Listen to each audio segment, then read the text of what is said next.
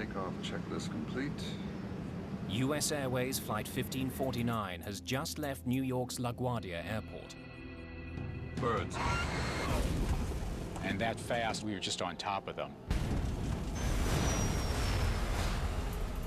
My aircraft. Our aircraft. Both of the plane's engines have stopped working.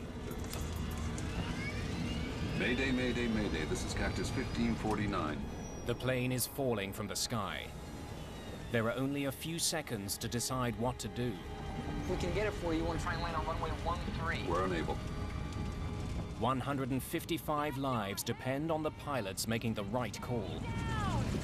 Hey, Cactus 1549, you can land runway 1 at Peterborough. Can't do it. With a bad option on the right and a worse one on the left, the crew decides to put their Airbus on the runway that's dead ahead. We're going to be in the Hudson. Mayday, mayday.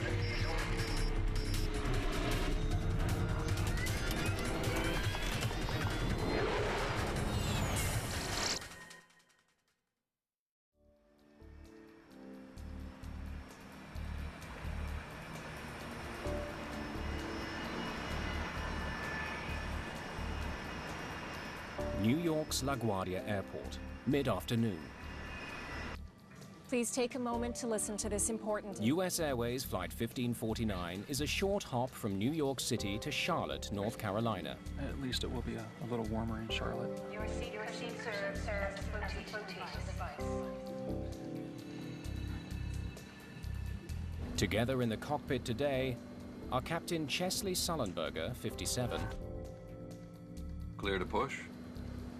and First Officer Jeffrey Skiles, 49. We were late because the weather was bad earlier, but by this point, the weather had cleared off for our departure, and it was just puffy clouds. 28, brakes released. Spot 28 for Cactus 1549. 150 passengers are on board the European-made Airbus A320.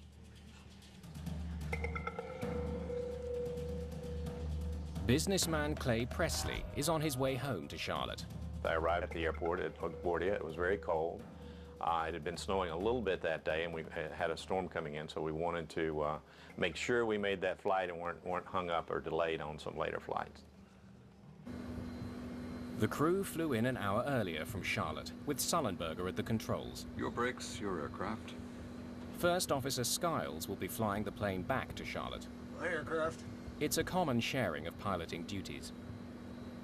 Cactus 1549, runway 4, clear for takeoff. Cactus 1549, clear for takeoff. This trip marks the final leg of a 4-day sequence of flights for both men. We made our standard call-outs. It was just a normal takeoff, normal procedures on the climb out. There was absolutely nothing at all to indicate that this would be any different than any other takeoff in my entire career. But by the end of the day, they'll be the most famous crew on the planet. Gear up, please.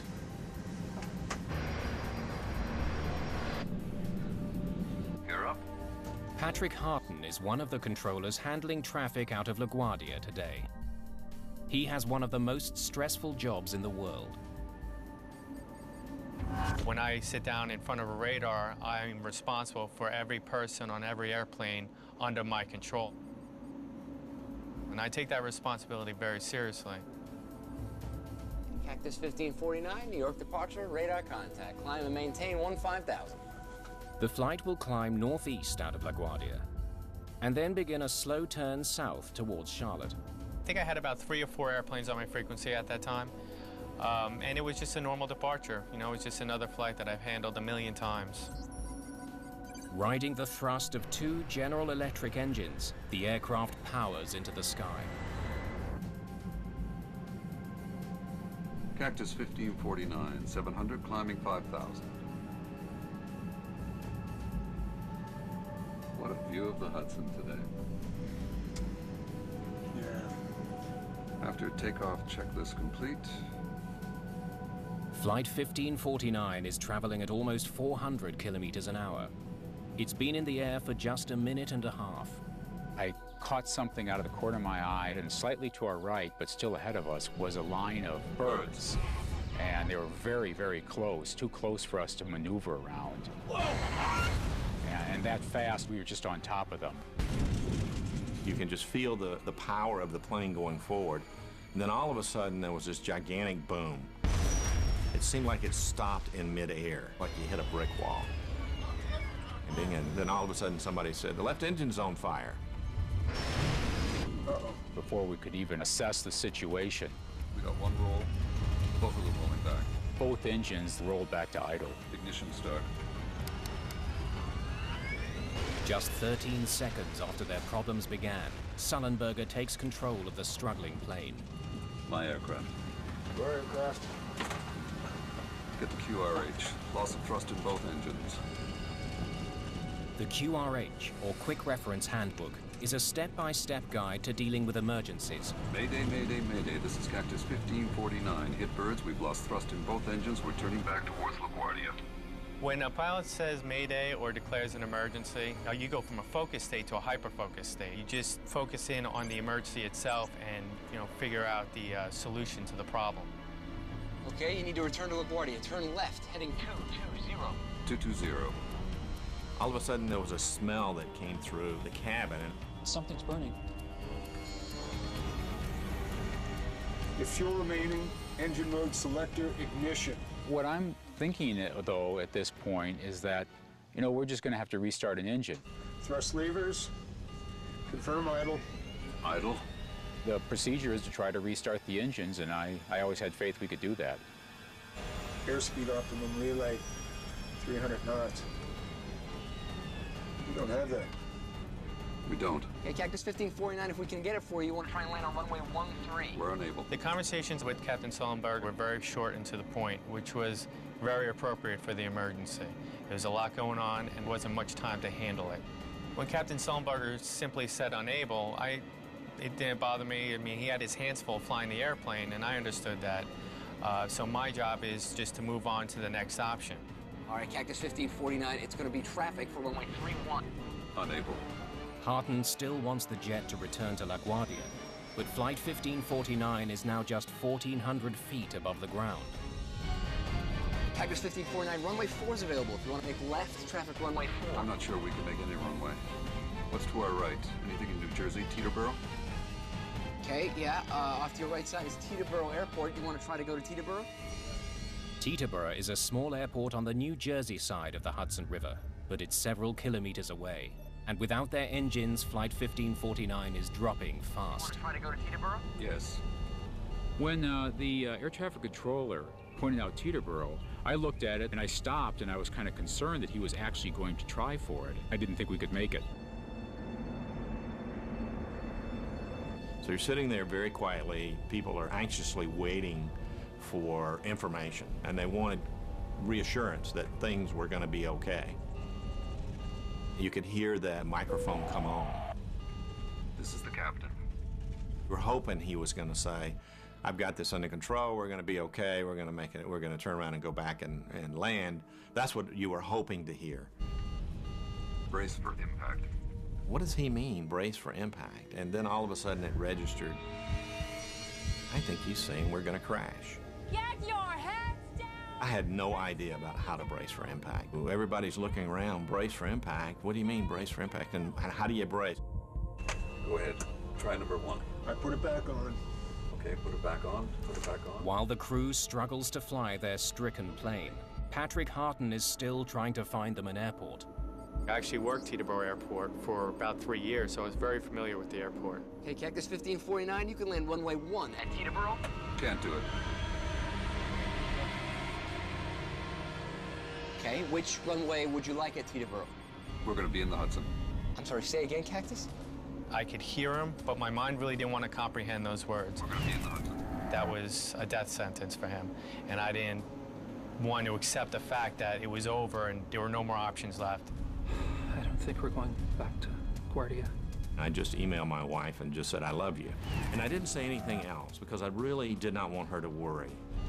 Okay. Let's go. Put the flaps out. And I thought to myself, great, the Hudson River was our best opportunity. It was really the only thing in sight where we could land this airplane. Passengers throughout the plane watch the Hudson rise to meet them and begin making preparations of their own. So I started thinking about, if we're going to crash, I know I need to figure out where the exit rows are. If the water comes in, you need to be able to hold your breath long enough to get to those 4 or 5 rows and get the doors open if you can. Got flaps out, 250 feet in the air. We're not going to be able to get an engine started, so I started calling out airspeeds and altitudes 170 knots. to give him a situational awareness of what was going on. Got flaps 2. One more. No, let's stay at 2.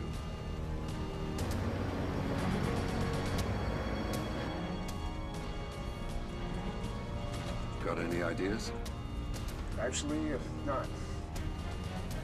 We were so focused on what we were doing, and I always thought it would work out.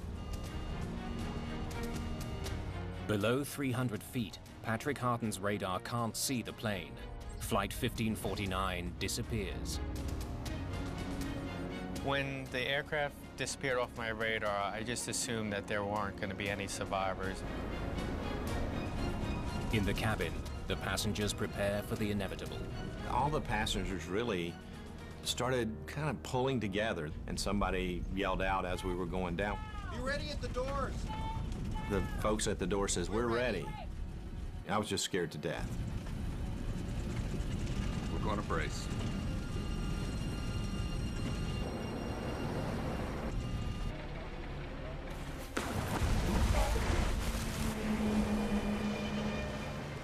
Looked like the airplane was going right for the bottom of the Hudson River.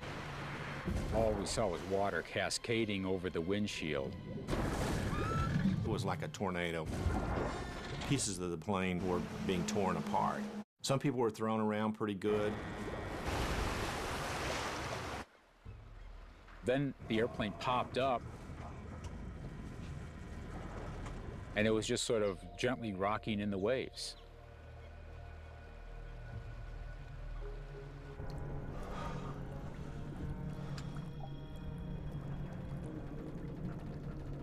We all just sat there. We were all in shock, and we were waiting for what's next. US Airways Flight 1549 was in the air for just 5 minutes and 8 seconds.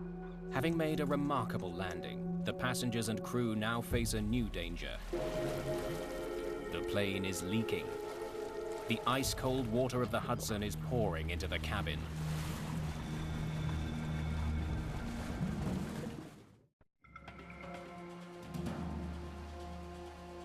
The crew of Flight 1549 has just performed an extremely difficult aviation feat, but they still have more work to do. Captain Sullenberger heads for the cabin, while First Officer Skiles shuts down the plane. I stayed behind and did the evacuation checklist, and so it was probably about 45 seconds before I actually went back myself in the cabin after we landed. In an instant, the $75 million plane has become an unlikely boat floating down the Hudson River. It's now filling with freezing water. That water was cold. It was very cold, so your feet are freezing. People came to their senses and they said, "Get the doors open, get the doors open." At air traffic control, Patrick Harton has no idea the plane even made it down safely. I didn't think anyone could survive a water landing like that. They got me off position, because I was obviously in no condition to work traffic anymore. Harton is led to his union office. Despite his ordeal, protocol demands he recount his version of events. I really didn't want to speak to anyone. I just wanted to kind of hide under a rock. I needed my wife to know what had happened, but I knew I couldn't talk to her because I was pretty much in a fragile state and I didn't want to break down. So I sent her a simple text message. I said, "Had a crash, I'm not okay, can't talk now."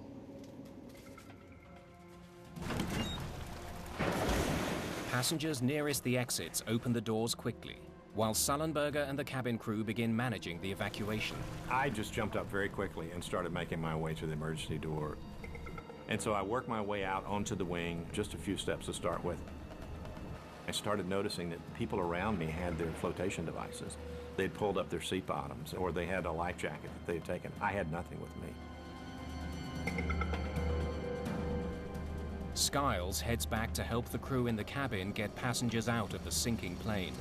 He knows there's not much time, and one of the flight attendants has been injured. I went back to about mid-cabin, and Sully and I and two young men were getting seat cushions and life vests, which are underneath the seats, and we're passing them out. And I'm looking around trying to assess the situation. Is the plane going to blow up? What's the next step? Yeah, there were actually probably 6 or 8 people that went into the water. And they were shivering and they were cold. We started pulling them back up onto the wing. At the back of the plane, water continues pouring in. Passengers are directed to move forward to escape. Go over the seats if you have to. This unwieldy boat won't be floating much longer.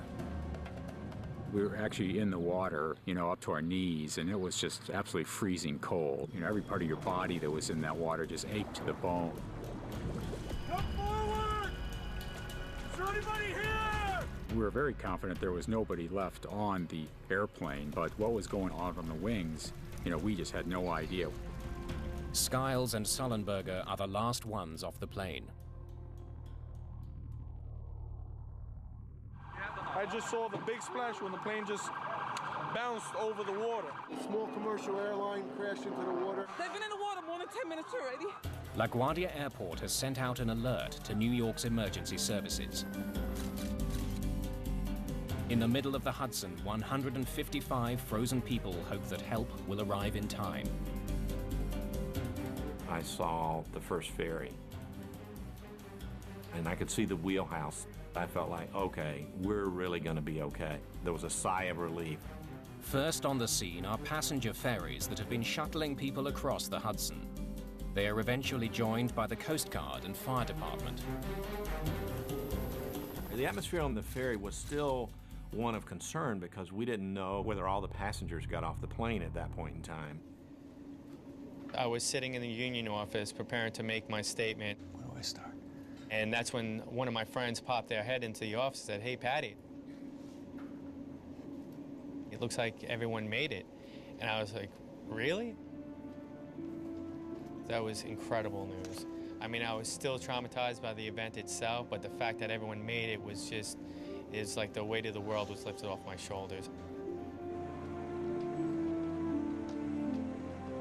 The entire nation looks on as every single passenger and the entire crew of Flight 1549 is brought to safety.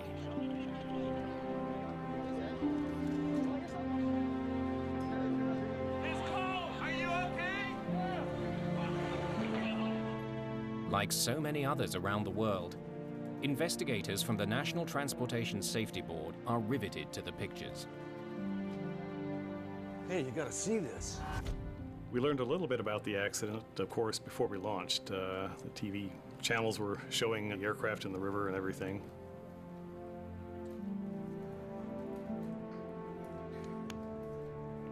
All agree that the landing is extraordinary. I think it was a miracle, and very blessed to walk away. I reached over to Captain Sully and just said, "I just want you to know you saved my life and everyone's lives here." In my mind, we were dead, and every one of us came out of that alive. It's a miracle. By evening, the plane is almost completely underwater. The current is pushing it towards the edge of the river. The aircraft was tied up against the pier, and we went down to look at it to see what we were up against, of course. But we can't do much at night. NTSB investigator Harold Reichel arrives on the scene. The water was dark, of course. We just saw the tail and most of the fuselage, and one of the wings was underneath the water. We knew it was going to be quite difficult to get it, A, out of the water, and then B, to a place where we could examine the components of the airplane in a more controlled manner. For investigators, it's an unusual situation. Normally, their main task is to uncover the cause of a crash. With Flight 1549, the cause seems obvious. Birds. The original Mayday call was clear. Mayday, Mayday, Mayday. This is Cactus 1549. Hit birds. We've lost thrust in both engines. We're turning back towards LaGuardia. Okay, you need to come back. The crew reported that they hit several birds shortly after takeoff. I think everybody realized that a bird strike had occurred. What people didn't know was what kind of birds brought the aircraft down, whether it might have been a combination of a bird strike plus something else, whether the crew acted and flew the aircraft as they should have. My aircraft. Your aircraft. Get the QRH. U.S. Airways pilot made an incredibly skillful emergency landing in the Hudson River. Investigators want to interview both pilots, but their sudden fame makes them hard to get to. It became a little bit more difficult than usual to A, locate the flight crew, and then B, to talk to them. They were instant heroes.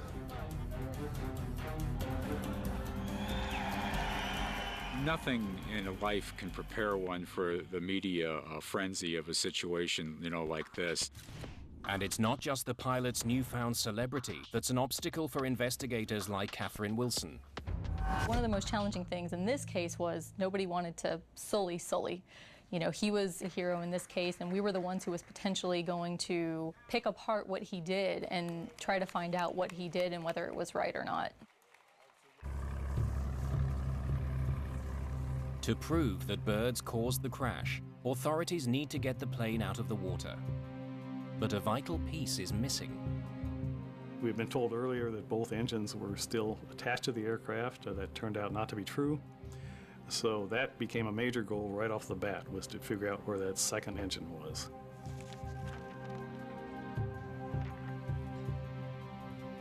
We didn't know exactly where it was.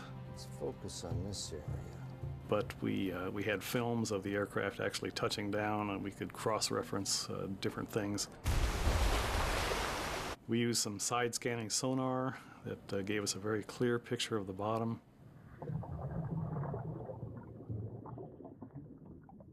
It wasn't that easy to do because the Hudson River has a current, and the current changes throughout the day. So it took 3 days, ultimately, to find the engine. Within days, the recovered engine and the rest of the aircraft are moved to a warehouse in New Jersey, so investigators can study the wreckage more carefully. We certainly couldn't do it out there at the edge of the Hudson River, and you can imagine how interesting it was to take an airplane 150 or 200 feet long through a very, very populated area in New Jersey. As the plane is being moved, investigators work with the voice and data recorders. Okay, let's hear it. Which were in the most damaged part of the plane, the tail. The cockpit voice recorder and the flight data recorder were in virtually pristine shape. The aircraft had sustained quite a bit of damage in the rear end, but the recorders themselves survived very well. We were really lucky. All of the data was able to be downloaded normally. We got one roll, both of them rolling back.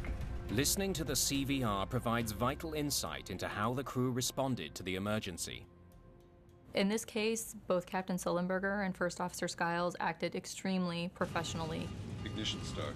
Each member had their own roles and responsibilities. They stayed with those roles and responsibilities throughout the accident flight and communicated only when necessary. Put the flaps up. On Flight 1549, My aircraft. it took just seconds for the crew to each assume their individual responsibilities. Part of the reason they handled the emergency so well was that Jeffrey Skiles had only just finished his Airbus training. This was my first trip out as a regular line pilot in the Airbus A320. I literally was right out of training. And the benefit of that was that he knew exactly the checklist to turn to, and that's exactly what he did. If you're remaining, engine mode selector, ignition. Crews are highly trained in emergency procedures, and the main thing is to follow procedures in this instance, and that's exactly what First Officer Skiles did by grabbing the quick reference handbook and turning to the appropriate checklist. But as investigators examine the checklist for restarting this plane's engines, they make a troubling discovery. It was assembled for an event that occurred 20,000 feet in the air, where a crew would have plenty of time to slowly and carefully go through a 3-page checklist, the end of which was, how do we ditch the airplane? So it was a 3-page checklist, and really, I only got to about the page and a half through this checklist in the time that we had. airspeed optimum relay. And the crew spent a lot of time trying to restart the engines when they could have been focusing on preparing the airplane for the ditching. 300 knots. You don't have that. We don't. Overly complicated checklists have played a role in deadly plane crashes in the past. In 1998, a fire broke out on board a Swissair passenger jet.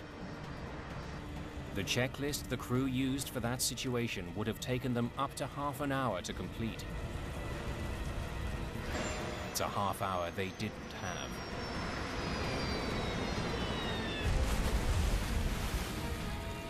But on Flight 1549, the checklist was far from the greatest challenge facing Sullenberger and Skiles. I'm not sure we can make any runway. Water landings are notoriously difficult because unless they're perfect, they can be catastrophic. In 1996, after a hijacking, an Ethiopian Airlines captain tried to land off the Comoros Islands when his plane ran out of fuel. His left wing hit the water first, causing the plane to cartwheel. It was ripped to pieces. Of the 175 people on board, only 50 survived.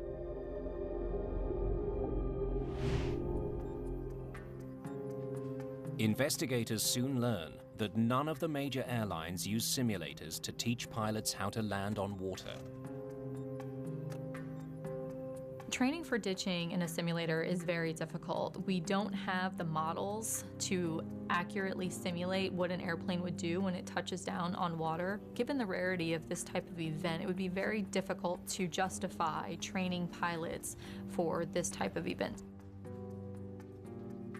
But even without ever going through a simulation, Captain Sullenberger got almost everything right.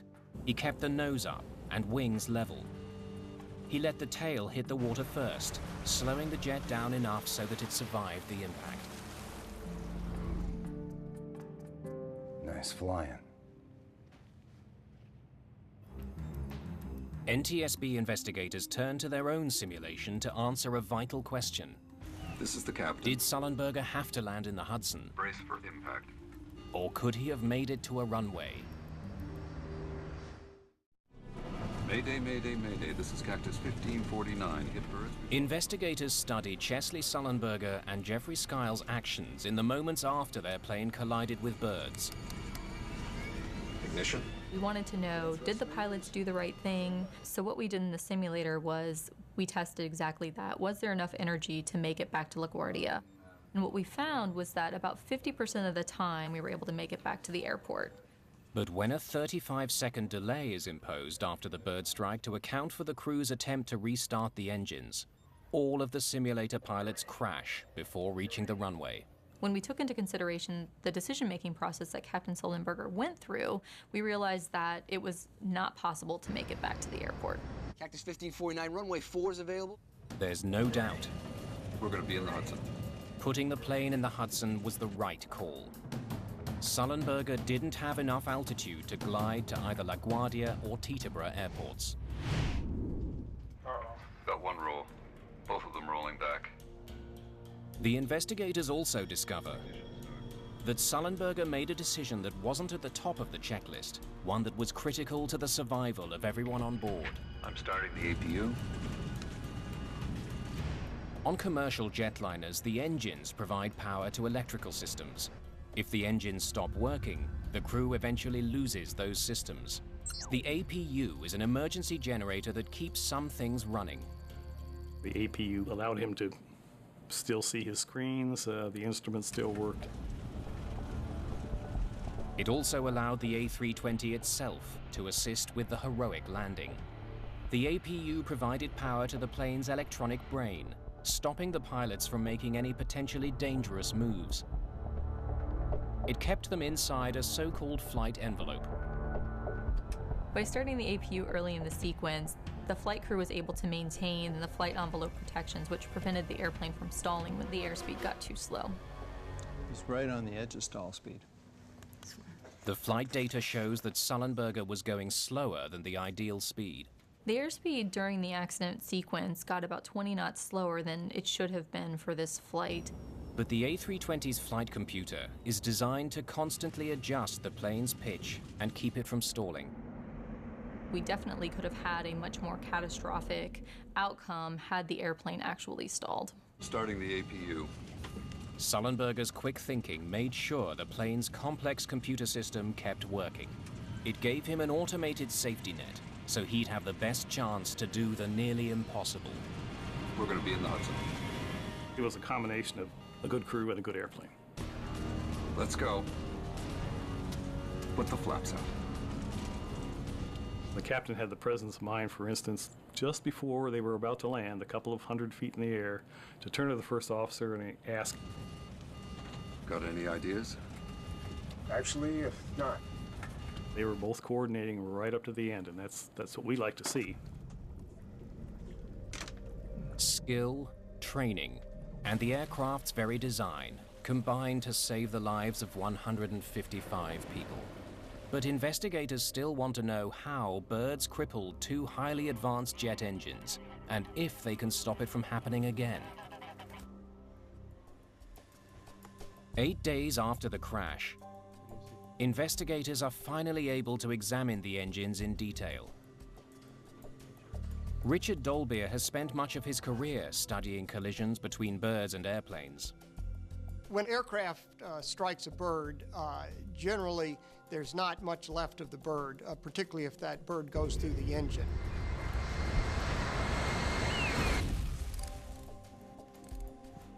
The engines are analyzed piece by piece to try and figure out exactly what happened 3,000 feet above New York. Let's look inside. We expose the engine surfaces to a black light. Proteins from many tissues will fluoresce with a black light.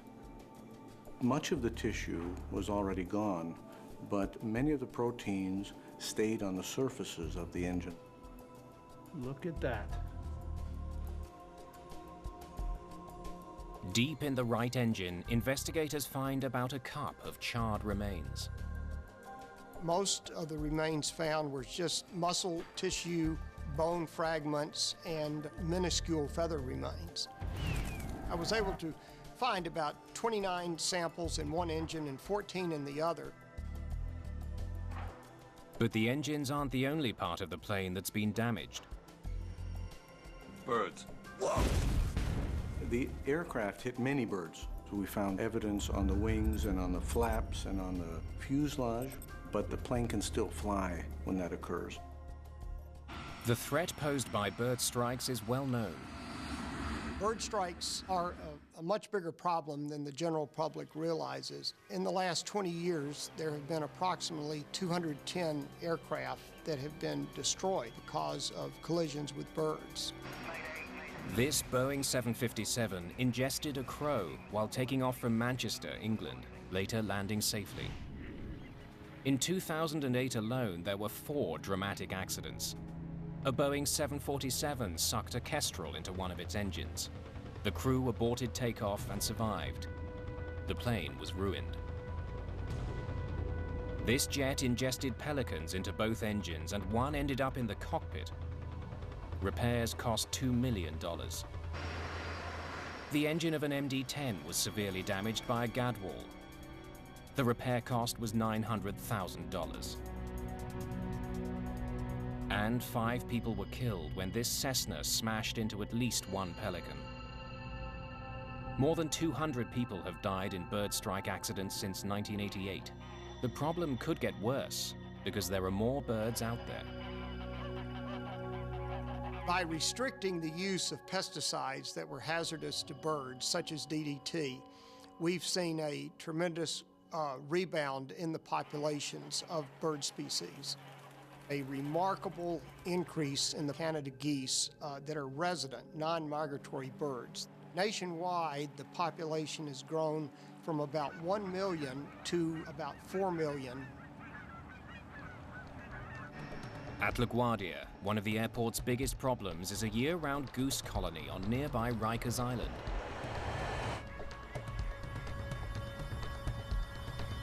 From the year 2002 to 2004, there were 8 Canada goose strikes at LaGuardia Airport involved birds either on the airport or right off of the airport. One of those strikes almost caused a plane to crash, and it was a very close call. For the past several years, airport officials have rounded up hundreds of geese from Rikers Island and euthanized them. It's controversial, but should be effective. So, where did these birds come from? If the geese that hit US Airways Flight 1549 were local, they can be controlled. Investigators need to know more about them. The remains that we did find were so small that we couldn't really tell what type of birds. We enlisted the help of the Smithsonian Institution. They can take remains, even very small remains, small pieces of feathers or flesh or whatever, and they can identify them. The hope is that DNA analysis of the remains will not only confirm the bird's species, but also offer clues as to where they came from.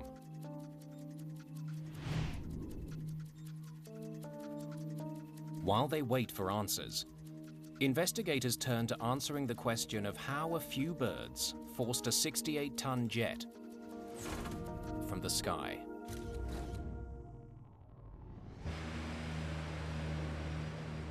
Before they can be used in a passenger jet, engines undergo rigorous testing to prove they can perform under extreme conditions. The tests include ingesting frozen bird carcasses. The CFM turbofan engines that power the A320 passed those tests and was certified in 1996. The large bird test required for the CFM engine is shooting a 4-pound bird from an air cannon into the engine, which is running at near full power. To pass, the engines don't have to keep running. They only have to stay together, which they did on Sullenberger's plane. Well, the engines did not experience what we call uncontained failures. No large chunks of fan blades or anything flew out through the cowls to hurt people inside the airplane. Fan blades are always the most interesting part to look at, and they often tell quite a story. A series of fan blades throughout the engine compress incoming air until it's ignited in the core, creating thrust. Ingested birds can wreak havoc on this process. When a fan blade of an engine fails, it causes a lot of continuing damage. In this particular case, all the fan blades were there. They suffered severe damage, but none were broken. An analysis of the engines shows that while the primary fan blades survived the impact, the delicate machinery inside the cores of both engines did not. Uh-oh. We got one roll, both of them rolling back. Once we went into the engine itself, into the core, we determined that there was significant damage. When a bird gets ingested into the core, it is such a large mass compared to these blades that it does a lot of damage to them. The birds ingested into Flight 1549. Mayday, mayday, mayday. This is Cactus 1549. Ripped apart the engine's compressors. Metal shards from these broken compressors were sucked deep into the cores of both engines, shutting them down. We've hit birds, we've lost thrust in both engines.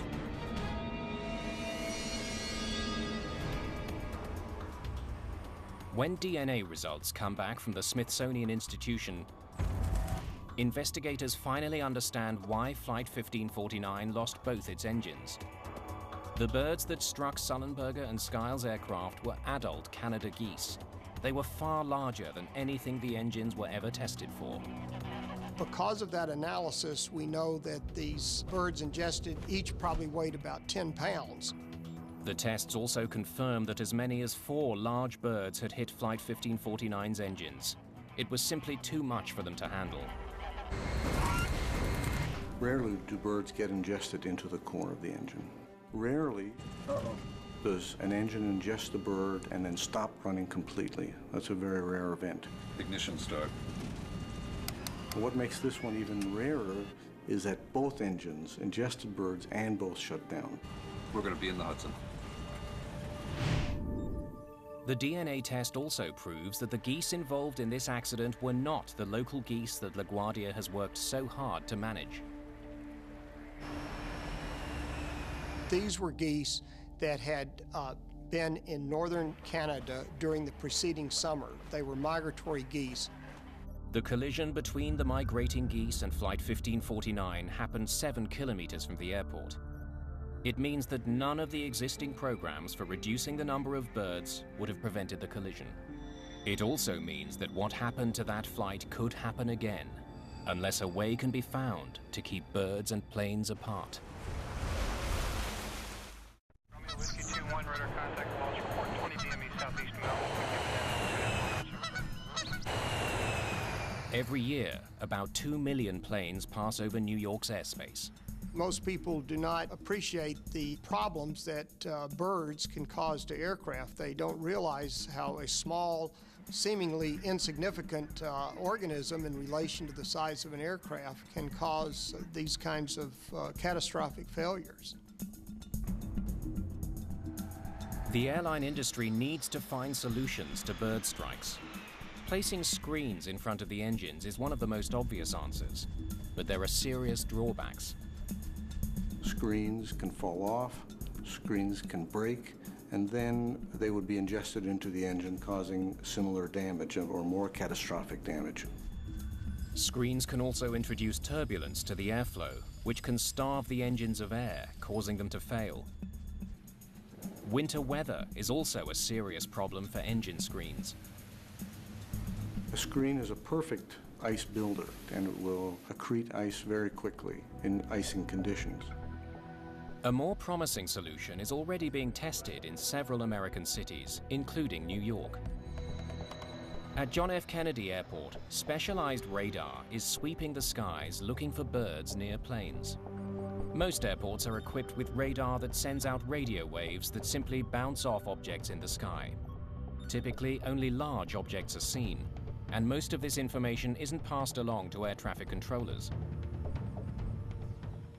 The fact is that their scopes would be cluttered with things. Tall masts from ships, for instance, would pop up on their radar as low targets. The clutter, in fact, would interfere with air traffic control, and that's not a good thing. But now, finely calibrated avian radar is being tested at JFK. It can distinguish items the size of hummingbirds. If any birds are detected moving through flight paths, crews could be alerted. I would love to see bird radar technology. The key would be how to incorporate that without increasing workload to an already stressed controller. Tests continue, but widespread use of avian radar is still years away. Cactus 1549, runway 4, clear for takeoff. Cactus 1549, clear for takeoff. Until then, collisions between birds and planes will continue.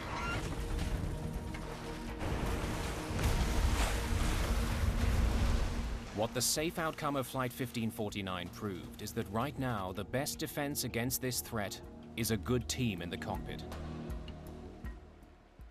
We had a very experienced flight crew with very good training. My aircraft. Your aircraft. Get the QRH. All your training that you've done, all the years that you've been flying the airplanes, it all just comes back to you when you need it. My aircraft. Sully and I worked together extremely well on this event. I knew what was in his mind, and he knew what was in my mind. We were both accomplishing our individual roles, but we had a knowledge of the whole situation. Okay, you need to return to LaGuardia. Turn left, heading 220. 220. This event definitely puts things in perspective for you as a controller.